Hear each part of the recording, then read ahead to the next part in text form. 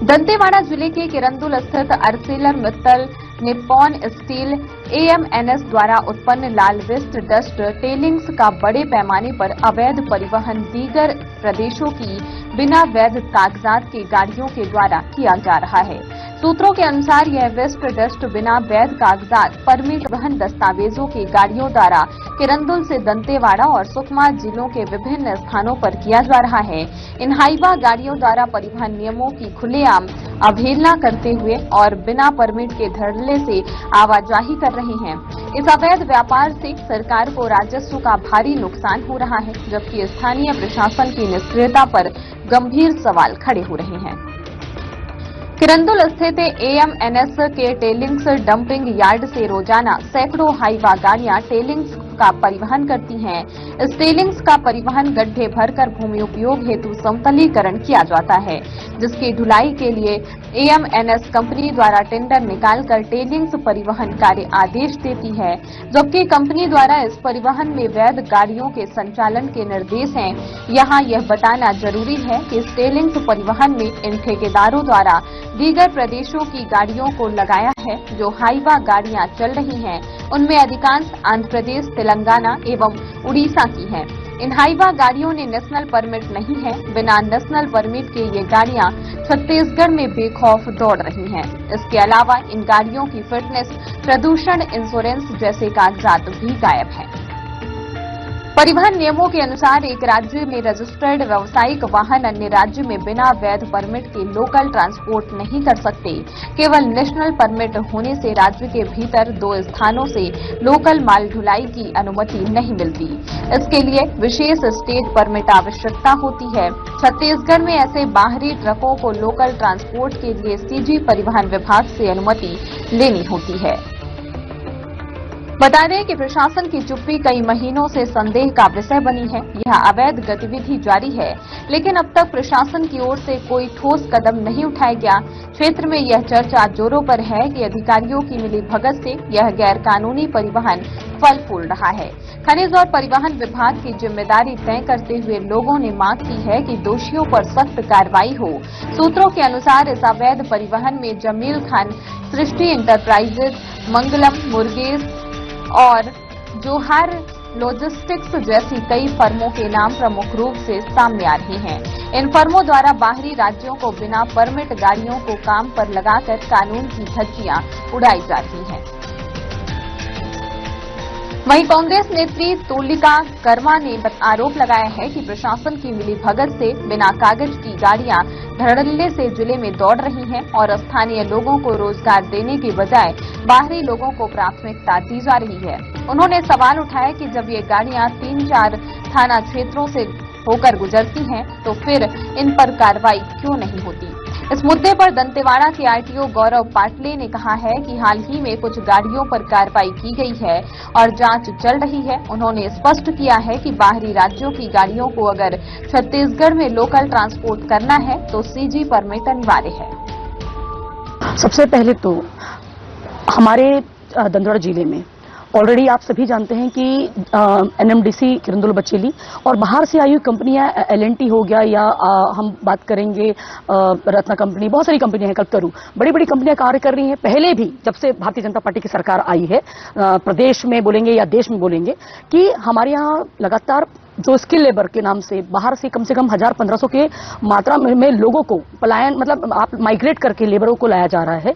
और जिसके कारण आज हमारे दंतेवाड़ा जिले के लगातार आप देखते हैं, सुनते हैं, लगातार पेपरों के माध्यम से भी और न्यूज में भी देखते हैं कि हमारे दंतेवाड़ा जिले के 10,000, 15,000, 20,000 लोग जो रोजगार ना मिलने के कारण आज वो तेलंगाना, आंध्र प्रदेश जा रहे हैं। और आप लोगों के माध्यम से आज नई घटना पता चली कि आज गाड़ियों से जब हम बात कर रहे हैं, जो ऑलरेडी अगर आप कह रहे हैं कि आंध्र प्रदेश की गाड़ियां दिख रही हैं या तेलंगाना स्टेट की गाड़ियां दिख रही है, तो इसमें सीधा सीधा मैं आरटीओ को आरोप लगाना चाहूंगी, क्योंकि ये आरटीओ का काम है कि उसकी जांच करे, आरटीओ क्या कर रही है? अगर कल आप बताइए, हमारे यहाँ के जिले में गाड़ियों की व्यवस्था नहीं है क्या? गाड़ियां उपलब्ध नहीं है यहाँ पे का जो मार्केट है उसको आप डाउन कर रहे हैं, तो जो यहाँ के लोग हैं उनका रोजगार फिर आप उनको छीनने की कार्य कर रहे हो। और दूसरी चीज, जब हमारे पास आप कह रहे हैं किरंदुल से सुकमा जाने के बीच में हमारे पास 4 थाने पड़ते हैं, तो 4 थानों में क्या वहां बैठी नहीं सुरक्षा? क्या वो जांच नहीं कर रही है? तो मतलब इस पे तो सब पे क्वेश्चन होता है कि भाई ये चारों थाने क्या कर रहे हैं? मतलब आप उनको अलाउ कर रहे हैं, आप कहीं ना कहीं उनके साथ कुछ सौदा करके रखें, तभी इतना आप उनको परमिशन दे रहे हैं। क्योंकि आप अदर स्टेट की गाड़ियां हमारे स्टेट में क्या कर रही है? आरटीओ का काम है, चाहे अगर आप किसी भी स्टेट में जाते हैं तो आपको उसको परमिशन लेना पड़ता है। परमिशन भी 1 महीने का होता है, जो भी टीपी जो हम लेते हैं तो उसका भी परमिशन होता है, बट आप उसके भी परमिशन का भी उनके पास कोई कागज नहीं है। तो इन पे तो बहुत बड़ी कार्रवाई होनी चाहिए, और इस पे शासन प्रशासन को भी इस पे कार्रवाई करनी चाहिए कि आरटीओ विभाग पे कि वो कर क्या रही है। कल के दिन कोई दुर्घटना घटेगी तो उसकी जिम्मेदारी कौन लेगा? देखिए, सबसे पहली बात तो ये है कि बस्तर और छत्तीसगढ़ में इतनी बड़ी तादाद में अदर स्टेट की गाड़ियां चलना कहीं ना कहीं मतलब यहाँ के लोकल स्तर के जो व्यापारी लोग हैं, है ना, उनकी रोजी रोटी पर मारने वाला बात है। और दूसरी बात यह है कि एक व्यक्ति को काम दिया जा रहा है जो कि अदर स्टेट की गाड़ियां ला करके यहाँ पे चला रहा है, और इसका प्रभाव जो है स्थानीय ठेकेदारों पर भी प्रभाव तो पड़ ही रहा है, क्योंकि बहुत सारे लोग हैं और रोजगार की आवश्यकता है, उनको रोजगार नहीं मिल रहा है। ये बड़ी दुख की बात है। और साथ ही साथ में जिस तरह से अगर कानूनी प्रक्रिया के आधार पर कार्रवाई करनी चाहिए, जो सुकमा से लेकर के दंतेवाड़ा तक की जो गाड़ियां चल रही है आईवा, उन आईवाओं में कितना इंश्योरेंस कितनी गाड़ियों में है, और क्या जो प्रदूषण का जो सर्टिफिकेट है वो है ही कि नहीं है, इस पर कोई जांच वगैरह नहीं हो रहा है ना। और जिस तरह से मोटर व्हीकल एक्ट के तहत जो नियम बनाया गया है 1988 में, उसके तहत तो नेशनल परमिट होना चाहिए गाड़ियों का, लेकिन कुछ गाड़ियों का नंबर से जांच करने से पता चल रहा है कि कई गाड़ियों का इंश्योरेंस नहीं है, कई गाड़ियों का नेशनल परमिट नहीं है। आखिर इस तरह से गाड़ियां चलाना मतलब कहीं ना कहीं जो है शासन प्रशासन और फिर स्थानीय ठेकेदार और ArcelorMittal कंपनी की मिली भगत है। और कहीं ना कहीं ये सफेद फौज जो है ये यहाँ स्थानीय लोगों को मतलब रोंद करके चलने वाली बात है, और नियम कानून की धज्जियां उड़ाया जा रहा है। आपको बता दूं कि मैं खुद ट्रांसपोर्टर हूं, और मेरी पास खुद भी गाड़ियां हैं, 3-4 ट्रकें हैं मेरे पास, और अदर स्टेट की गाड़ियां आने के बाद से हम लोग की गाड़ियां खड़ी हो गई हैं। और आपको बता दूं कि तेलंगाना से हैं और उड़ीसा की गाड़ियों को यहाँ पे सस्ते मतलब कम रेट में गाड़ियों को जो भी ठेकेदार लिया है वो गाड़ियों को लगाया है, उन गाड़ियों को लगाया है और उससे परिवहन करवा रहा है डस्ट को। और आपको बता दूं कि लगातार ओवरलोड गाड़ियां भी चल रही हैं उसमें। आपको तो जो रोड है किरंदुल से लेकर के नकुल नारे, सुकमा, दंतेवाड़ा, पूरे रोड के हालत भी बद से बदतर होती जा रही है। लगातार रोड पूरे कंडम के स्थिति में होती जा रही, जर्जर हो रही है जी। और इन जो गाड़ियां चल रही हैं अदर स्टेट की गाड़ियों में, किसी में कई गाड़ियों को देखने को मिला है किसी में फिटनेस खत्म है, किसी का परमिट नहीं है। आपको बता दूं कि यहाँ पे अगर गाड़ियां चला रहे हैं तो CG परमिट यहाँ पे होना अनिवार्य है, और उसी के आधार पर वो गाड़ी चला सकते हैं। लेकिन अधिकांश गाड़ियों में ना परमिट है ना फिटनेस है, और हमारी गाड़ियों में अगर कमी पेशी थोड़ी बहुत भी कमी पेशी रहती है तो उस पर तुरंत RTO के द्वारा कार्रवाई कर दिया जाता है, भारी चालान काटा जाता है। पर इन गाड़ियों पर कार्रवाई नहीं किया जा रहा है। पुलिस प्रशासन हो चाहे RTO विभाग हो, पता नहीं इन गाड़ियों के मालिकों पर क्यों मेहरबान है, ये समझ से परे।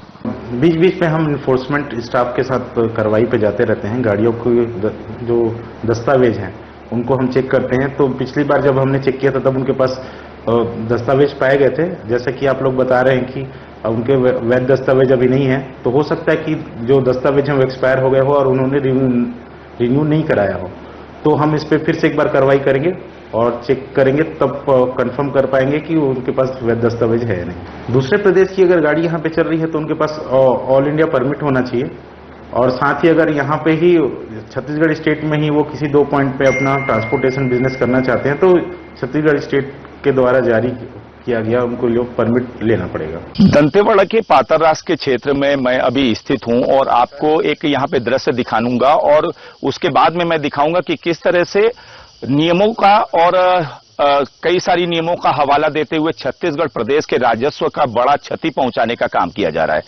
ये काम सिर्फ अपने और अपने स्वार्थ के लिए किया जा रहा है। मैं भी छत्तीसगढ़ प्रदेश का निवासी हूं, तो कहीं ना कहीं इन चीजों के लिए मुझे भी दर्द होता है कि क्यों हमारे लोगों को काम नहीं मिल पाता है और क्यों हमारे गाड़ी वाले हमेशा काम के अभाव में खड़े रहते हैं। बहरहाल आप पहले यहाँ के नजारे को आप देख लीजिए। आप देख रहे होंगे कि बहुत अधिक मात्रा में यहाँ पे लाल मिट्टी का डंप किया गया है। ये मिट्टी किरंदुल से आ रही है और इनके अधिकारियों से जब हम लोगों ने बात की तो इन्होंने कहा कि लीगल तरीके से जो है हम इस मिट्टी का परिवहन कर रहे हैं। लेकिन आपको बता दूं, इन परिवहन में लगी जो गाड़ियां हैं वो अधिकतर गाड़ियां आपको आंध्र प्रदेश की, तेलंगाना की, उड़ीसा की दिखेंगी। सीजी की गाड़ियां इसमें बहुत कम देखने को मिलती है और हमने कई बार इनके विजुअल लिए हैं और उनको ऑनलाइन चेक किया है। गाड़ियों में पेपर नहीं रहते हैं, उसके बावजूद धड़ल्ले से ये गाड़ियां छत्तीसगढ़ प्रदेश में आकर के जो है अपने काम को अंजाम दे रही हैं। अभी मैं जहां मौजूद हूं यहाँ पे 2 गाड़ियां हैं और मैं आया और यहाँ के जो सुपरवाइजर हैं उनसे मैंने बात करने का प्रयास किया।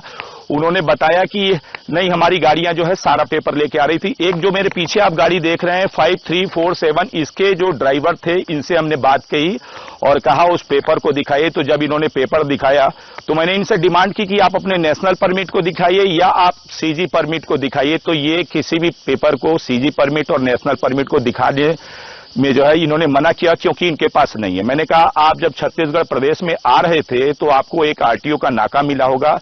तो इन्होंने कहा कि नहीं, हमें कोई भी आरटीओ का नाका नहीं मिला। बड़े देर से ये काम कर रहे थे। विजुअल के द्वारा जो है हमने कलेक्ट किया है कि ये काम कर रहे थे। उसके बावजूद मैं उस ड्राइवर से आपको थोड़ा सा रूबरू कराने का प्रयास कर रहा हूं। देखिए, ये छोटा मामला नहीं है। अभी मैंने यहाँ के जो सुपरवाइजर थे उनसे बात किया। उन्होंने कहा कि उनके अंडर में 10 गाड़ियां चलती हैं लगातार। 10 गाड़ियां नहीं है, 50 गाड़ियां ऐसी हैं जो क्षेत्र में काम कर रही हैं। आंध्रा की हैं, उड़ीसा की गाड़ी हैं।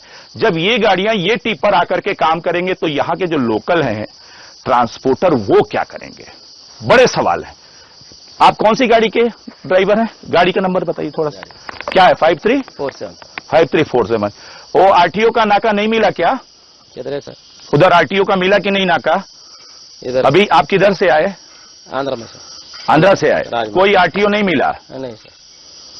तो ये देख लीजिए आप, यानी बेखौफ हैं। हमारे छत्तीसगढ़ प्रदेश में काम करने के लिए बेखौफ हैं। इनको कोई आरटीओ नहीं मिलता है और जब यही सीजी की गाड़ियां वहां जाती हैं तो साहब आपको बताऊं, बड़ी सख्त व्यवस्था है। बहुत लंबे लंबे फाइन होते हैं। टिप्पर तो जाते ही नहीं है, बड़ी गाड़ियां जाती हैं। रेयर ही ऐसा कोई मोटर मालिक होगा जो अपनी स्थिति में फंस करके चला जाता होगा, लेकिन ऐसा नहीं है। कई सारी गाड़ियां हैं। ये 2 गाड़ियां तो आप यहां देख रहे होंगे, लेकिन किरंदुल में ऐसी बहुत सारी गाड़ियां बेधड़ल्ले चल रही हैं जिनके पास न छत्तीसगढ़ प्रदेश में चलने के लिए कोई कागज है और न ही इनके पास इंश्योरेंस और धुएं की पर्ची भी इनके पास नहीं है। छत्तीसगढ़ प्रदेश के बस्तर और दंतेवाड़ा की अगर मैं बात करूं तो दंतेवाड़ा में कई जगह पे ये माल डंप हो रहा है। और गाड़ियां कौन सी हैं? अगर 2 गाड़ियां छत्तीसगढ़ प्रदेश की हैं तो 8 गाड़ियां उड़ीसा, तेलंगाना और टीएस की हैं। आप दृश्यों को देखें और आप समझें। ये जोहार लॉजिस्ट MPS 2 ये प्रतारास, ये लिखा हुआ है पातररास। ये देख लीजिए आप। आखिर क्यों हमसे काम छीनने का प्रयास किया जाता है? और यहां किया क्या जा रहा है? बाहर की गाड़ियों को बुला करके छत्तीसगढ़ प्रदेश के गाड़ियों का पेट काटने का काम किया जा रहा है। और मैं संबंधित अधिकारियों से भी बात करूंगा कि ऐसे लोग जो आए हैं और वो बिना पर्ची के आ कैसे गए। परिवहन अधिकारी के पास अभी हम जाएंगे, उनका भी वर्जन लगाएंगे। लेकिन बड़ी सोचने वाली बात है। हर व्यक्ति को अपने क्षेत्र के एरिया में हो रहे काम का ज्ञान रहता है। यानी हम सब मेहरबानी, यानी जो कोई काम हम करते हैं तो सबकी उसमें सहभागिता रहती है। तो हमारी सहभागिता किसकी है? अपने ही लोगों का पेट काटने की, बिना गाड़ियों के कागज। क्योंकि अगर पर्याप्त गाड़ियों के कागज से हम काम कराएंगे तो उनको सही बचत नहीं मिलेगा। सैकड़ों गाड़ियां आप छत्तीसगढ़ दंतेवाड़ा के किरंदुल क्षेत्र में देख सकते हैं, जो गाड़ियां पूरे दंतेवाड़ा को, सुकमा को जाती है। इसके नीचे की भी कहानी कह दूंगा आपको। इसके नीचे की भी, ये इसको आप मिट्टी मत समझें। रोड से लगा हुआ और रोड पे ही सेट। चलिए, इसी कहानी जो रोड की मैं बात कह रहा था आपको मैं बता दूं, जिस तरफ से इसका परिवहन किया जाता है। मैं आपको बता दूं, किरंदुल से ये दंतेवाड़ा की ओर और किरंदुल से ये सुकमा की ओर जाता है। किरंदुल से दंतेवाड़ा जो पालनार का रोड है, उस रोड की जो क्षमता है वो 18 से 20 टन है। 20 टन भी मैं आपको ज्यादा बता रहा हूं, 18 टन की बात कही जाती है। हमने पीडब्ल्यूडी के अधिकारी से बात की, उन्होंने उसकी क्षमता बताई। और ये 12 टायर के गाड़ियां जो हैं, 14 टायर की गाड़ियां भर भर के माल उधर से लेके आती हैं। अगर मैं रोड की स्थिति दिखाऊं तो वो भी आपको बता दूं बड़ी जर्जर हो चुकी हैं। समझ में ये नहीं आता है कि इनके बीच में पड़ने वाले थाना, अगर आप दंतेवाड़ा को आएंगे तब भी लगभग 3 थाने पड़ते हैं, अगर आप सुकमा को जाएंगे तो भी करीब करीब 4 थाने पड़ते हैं। उसके बावजूद ये गाड़ियां धड़ल्ले से इसी क्षेत्र में विचरण कर रही हैं और काम कर रही हैं। और ये गाड़ियां किसी बड़े अर्थव्यवस्था में साथ नहीं दे रही हैं, ये साथ दे रही हैं उनके ठेकेदारों के पेट को भरने में, पेट को गर्म करने में, पेट को लाल करने में, क्योंकि ये माटी का जो रंग है ना, ये बिल्कुल लाल है। दंते